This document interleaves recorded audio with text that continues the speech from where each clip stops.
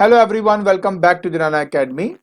तो आज के लेक्चर के अंदर हम क्लास 10th आईसीएसई केमिस्ट्री का जो चैप्टर नंबर 12 है, जिसका नाम है ऑर्गेनिक केमिस्ट्री, उसका जो पहला पार्ट है उसको हम स्टार्ट करने वाले हैं। और हाँ, ऊपर जितने भी आपको चैनल और जो पेजेस हैं उनके जो लिंक्स है वो हमने डिस्क्रिप्शन बॉक्स में डाल दिए हैं। तो बिना कोई टाइम वेस्ट किए चलिए शुरू करते हैं। सो देखिए बेटा, ऑर्गेनिक केमिस्ट्री समझने से पहले ना, जो उसमें वर्ड है ऑर्गेनिक, पहले हम उसको समझ लेते हैं। देखिए क्या है बेटा, जो वर्ड है ना आपका ऑर्गेनिक, उसका मतलब होता है बेटा आपका परटेनिंग टू लाइफ। मतलब क्या कि कोई भी चीज या कोई भी प्रोडक्ट जो मैं सिर्फ लिविंग ऑर्गेनिज्म से ले सकता हूं, उसको ऑर्गेनिक कहा जाता है। अब लिविंग ऑर्गेनिज्म के अंदर आता है प्लांट्स या एनिमल। ठीक है। अब देखिए बेटा, हमारे पास कई सारे सब्सटेंसेस हैं।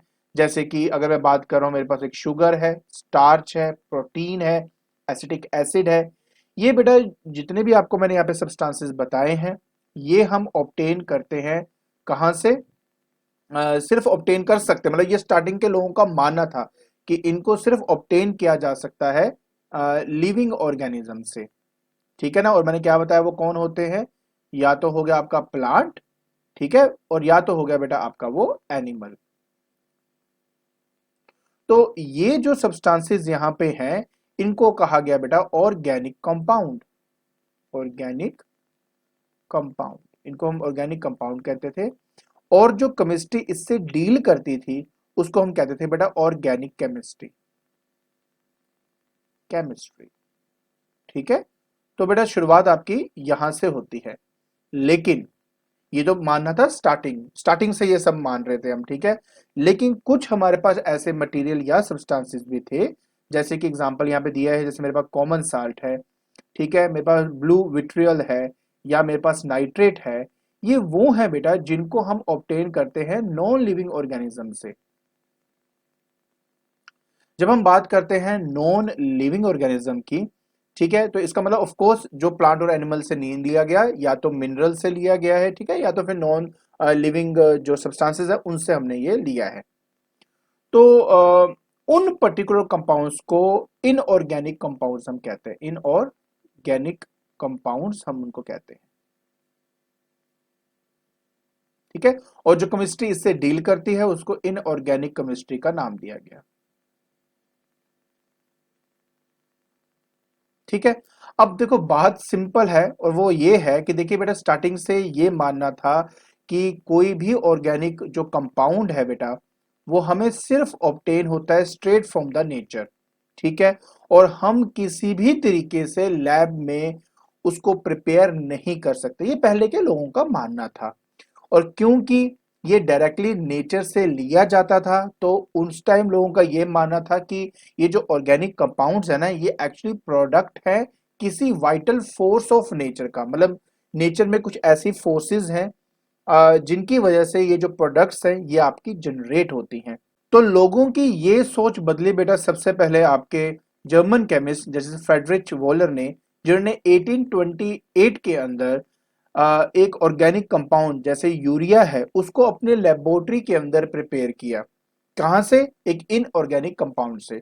जो इनऑर्गेनिक कंपाउंड उन्होंने यूज किया वो था एमोनियम साइनेट। जब उसको हीट किया गया तो उनको मिला एक ऑर्गेनिक कंपाउंड जो कि क्या है? यूरिया। तो आफ्टर दिस पर्टिकुलर कह सकते हैं रिएक्शन, या ये जो सिंथेसिस उन्होंने करी, तो ये बात क्लियर हो गई थी कि जो भी कोई ऑर्गेनिक कंपाउंड है, ये कोई वाइटल फोर्सेस नहीं है जो उसको प्रोड्यूस करते हैं। अगर हम चाहें तो उसको लैब में भी बना सकते हैं। उसके बाद हमारे 1845 के अंदर कॉल्बे ने जो एसिटिक एसिड को प्रिपेयर किया अपनी लेबोरेटरी के अंदर, और उन्हीं एलिमेंट से, जिस एलिमेंट से ये बना हुआ है, जैसे कि कार्बन, हाइड्रोजन, ऑक्सीजन। उसी तरह अगर हम बात करें जैसे बर्थलॉट की, तो उन्होंने 1856 के अंदर जो मीथेन गैस है उसको अपने लैब के अंदर क्या किया? सिंथेसाइज किया। तो मेरे कहने का मतलब सिर्फ इतना है कि लोगों का ये मानना था कि जो ऑर्गेनिक कंपाउंड्स होते हैं, मतलब जो हमें नेचर से मिलते हैं, जो हमें लिविंग ऑर्गेनिज्म से मिलते हैं, उनको हम लैब में प्रिपेयर नहीं कर सकते, इसलिए उनका नाम ऑर्गेनिक रखा गया था, ठीक है। That is derived from nature या लिविंग ऑर्गेनिज्म। लेकिन आफ्टर ऑल दिस डिस्कवरीज, जिस तरह से इसको सिंथेसाइज लैब के अंदर किया गया, तब जाके बेटा ये प्रूव हुआ कि नहीं, जो जो पुरानी जो मिथ थी, पहले उसको ब्रेक किया, और फिर ऑर्गेनिक के बारे में ये कहा गया कि एक्चुअली में ऑर्गेनिक कंपाउंड्स वो होते हैं जिनके अंदर बेटा कार्बन प्रेजेंट होता है। अगर आप देखेंगे कोई भी ऑर्गेनिक सब्सटेंस की बात करेंगे उसमें कार्बन प्रेजेंट होगा। ठीक है, तो आप बस ये समझ लीजिए कि अब अगर मैं बात करता हूँ ऑर्गेनिक केमिस्ट्री की, तो बेसिकली ये उन कंपाउंड्स के बारे में बात हो रही है जिसमें क्या प्रेजेंट है, कार्बन प्रेजेंट है। अब देखिए यहां पर उसकी डेफिनेशन बड़े अच्छे तरीके से दी हुई है। कहते हैं ऑर्गेनिक कंपाउंड क्या है, कहता ये है कंपाउंड्स ऑफ कार्बन, या ऑर्गेनिक केमिस्ट्री क्या है, स्टडी है कार्बन कंपाउंड्स की। इसमें लेकिन आपने एक्सक्लूड करना है ऑक्साइड्स ऑफ कार्बन को, मेटालिक कार्बोनेट को, रिलेटेड कंपाउंड्स जैसे कि मेटालिक साइनाइड हो गया, या मेटल आपके पास कार्बाइड्स हो गए, तो इनको आपने एक्सक्लूड करना है। तो सिंपल क्या है, जो थ्योरी थी, जो मिथ थी, उसको हटाया गया। ये नहीं कि लिविंग ऑर्गेनिज्म से लिया जा सकता, क्योंकि इनऑर्गेनिक से भी इन्होंने एक ऑर्गेनिक सब्सटेंस को बना दिया था। तो बाद में जाके ये बात तो क्लियर हो गई बेटा कि ऑर्गेनिक सब्सटेंस बेसिकली वो है, या ऑर्गेनिक कंपाउंड्स वो है जिसके अंदर बेटा क्या प्रेजेंट हो, कार्बन प्रेजेंट हो। और जो केमिस्ट्री डील करती है बेटा इन्हीं कार्बन कंपाउंड्स की स्टडी के लिए, उनको ऑर्गेनिक केमिस्ट्री का नाम दिया गया। Clear, good. अब बेटा हमने बात करनी है सोर्सेज क्या है ऑर्गेनिक कंपाउंड्स के। तो कुल मिला के बेटा हमारे पास 7 सोर्सेज हैं, एक एक करके आपको दिखाता हूं। जैसे बेटा देखो, सबसे पहले हमारे पास प्लांट्स हैं, जितने भी कंपाउंड्स है जैसे कि शुगर हो गया, स्टार्च हो गया, सेलुलोस हो गया, ठीक है ना, एज वेल एज कुछ ड्रग्स भी, ये सारे बेटा हमें प्लांट से ऑब्टेन होते हैं। दूसरा एनिमल, जैसे कि यूरिया हो गया, ठीक है, प्रोटीन्स हो गए, फैट्स हो गए, ये सब कहाँ से मिलता है बेटा, हमें एनिमल से मिलता है। फिर बेटा कोल, जितना भी डिस्ट्रक्टिव डिस्टिलेशन होती है बेटा कोल जो प्रोडक्ट्स की, उससे benzene, toluene, naphthalene, dyes, drugs, perfume etcetera, ठीक है ना। तो हम अगर कोल की डिस्ट्रक्टिव डिस्टिलेशन करते हैं तो हमें ये चीज जो है वो ऑब्टेन हो जाती है। तो पेट्रोलियम भी एक बहुत बड़ा सोर्स था, क्योंकि large number of organic compound जैसे गैसोलीन हो गया, हमारे पास फ्यूल गैसेस हो गए, पेट्रोल हो गया, ठीक है, ये सब कहाँ से ऑब्टेन होते थे, पेट्रोलियम से ऑब्टेन होते थे। फिर फर्मेंटेशन, ठीक है, जैसे कि हमारे पास कोई भी अल्कोहल बनती है बट उसमें फर्मेंटेशन चाहिए होती है। सो कंपाउंड्स लाइक इथाइल अल्कोहल या एसिटिक एसिड, ये कैसे हमें ऑब्टेन होते हैं, फर्मेंटेशन से ऑब्टेन होते हैं। Would, methyl alcohol, acetone etcetera, ये हमें कैसे मिलता है, destructive distillation of would say. और आखिरी बेटा सिंथेटिक मेथड, देखिए कई सारे ऑर्गेनिक हमारे पास कंपाउंड्स है जिसको अब हम अपने लेबोरेटरी के अंदर सिंथेसाइज कर सकते हैं, तो वो हो गया आपका सिंथेटिक मेथड।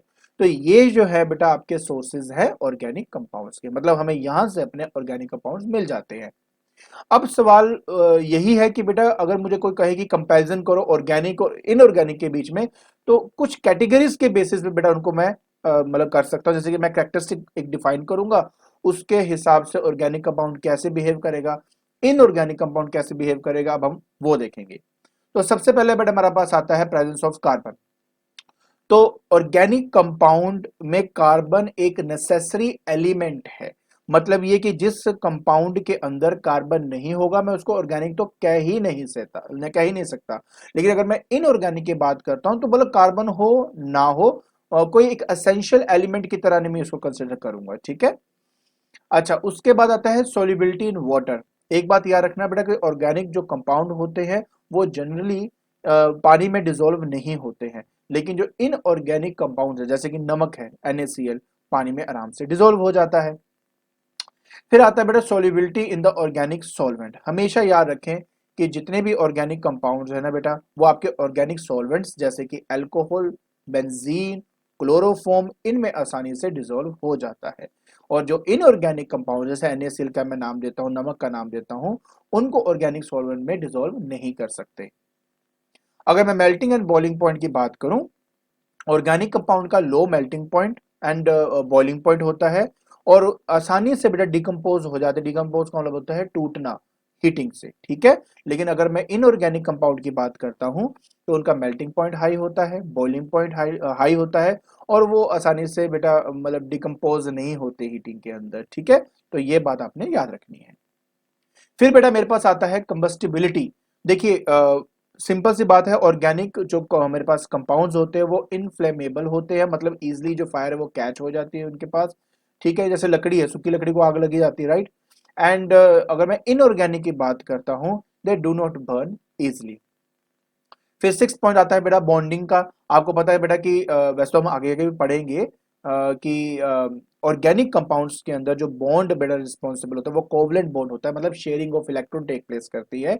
लेकिन यहाँ पर अगर मैं बात करता हूँ इनऑर्गेनिक के अंदर, तो ज्यादातर जो बनाए जाते हैं वो आयनिक बॉन्ड से बनता है, मतलब this is a transfer of electrons, है ना। जैसे NaCl के अंदर क्या होता है, अगर आपको याद हो मैंने बताया था कि Na हमारा क्या होता है बेटा, इसके आउटरमोस्ट शेल में एक इलेक्ट्रॉन होता है, ठीक है। जो क्लोरीन है उसके आउटरमोस्ट सेवन में 7 होते हैं। तो ये वन वाला इसको देने की वजह से ये पॉजिटिव बन जाता है, ये नेगेटिव बन जाता है, इनके बीच में आयनिक बॉन्ड जो है वो क्रिएट हो जाता है।